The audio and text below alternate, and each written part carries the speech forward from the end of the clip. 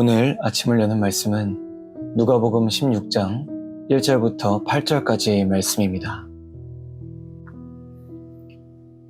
또한 제자들에게 이르시되 어떤 부자에게 청지기가 있는데 그가 주인의 소유를 낭비한다는 말이 그 주인에게 들린지라. 주인이 그를 불러 이르되 내가 내게 대하여 들은 이 말이 어찌 됨이냐. 내가 보던 일을 세마라. 청지기 직무를 계속하지 못하리라 하니 청지기가 속으로 이르되 주인이 내 직분을 빼앗으니 내가 무엇을 할까. 땅을 파자니 힘이 없고 빌어먹자니 부끄럽구나. 내가 할 일을 알았도다. 이렇게 하면 직분을 빼앗긴 후에 사람들이 나를 자기 집으로 영접하리라 하고 주인에게 빚진 자를 일일이 불러다가 먼저 온 자에게 이르되 내가 내 주인에게 얼마나 빚졌느냐. 말하되 기름 100마리니이다. 이르되 여기 내 증서를 가지고 빨리 앉아 50이라 쓰라 하고 또 다른 이에게 이르되 너는 얼마나 빚졌느냐. 이르되 밀 100석이니이다. 이르되 여기 내 증서를 가지고 80이라 쓰라 하였는지라.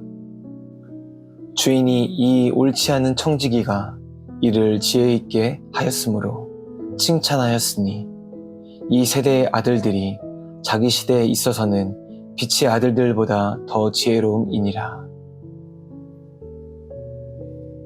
누가복음 16장은 재물과 돈의 사용에 대해서 이야기하고 있는 본문입니다.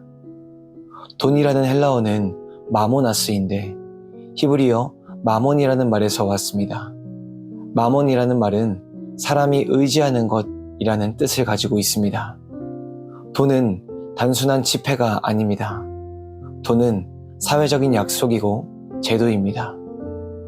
돈이 가지고 있는 힘은 엄청납니다.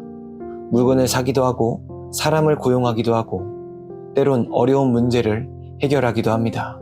현대 사회에서 돈은 거의 만능입니다. 그러다 보니 사람이 의지할 수밖에 없는 것이 되었습니다. 오늘 누가복음은 이처럼 매혹적이고 강한 돈을 어떻게 사용해야 하는지 우리에게 알려주고 있습니다.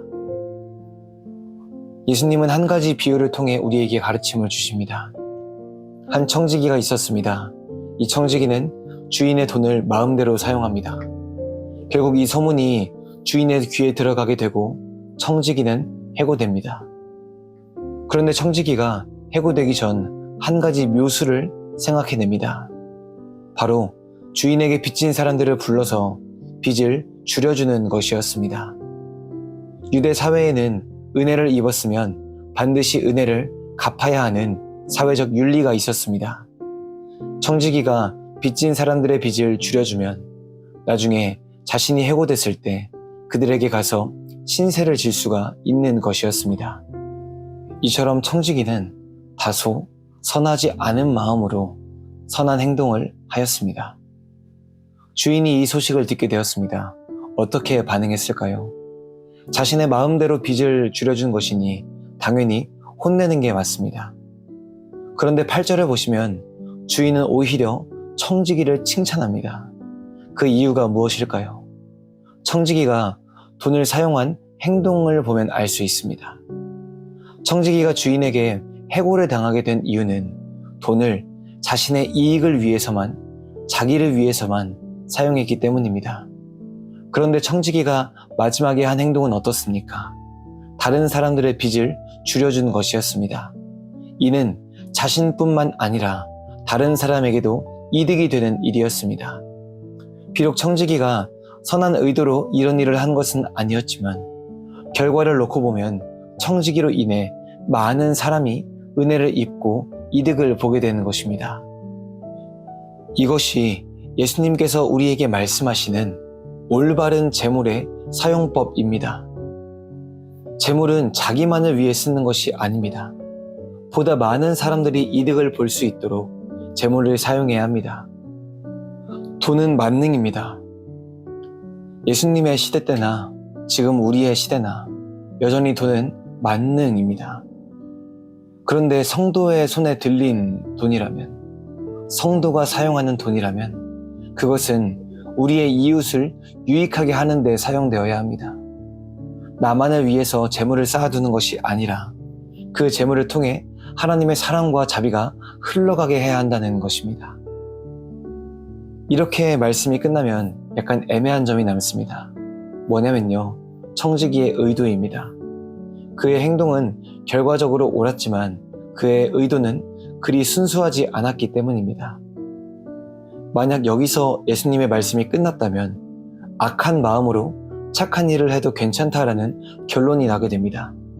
그래서 예수님은 13절 말씀에서 이것을 보충하십니다. 집 하인이 두 주인을 섬길 수 없나니 혹 이를 미워하고 저를 사랑하거나 혹 이를 중히 여기고 저를 경히 여길 것임이니라. 너희는 하나님과 재물을 겸하여 섬길 수 없느니라. 사랑하는 성도 여러분, 우리는 돈보다 하나님을 사랑하는 마음을 가져야 합니다.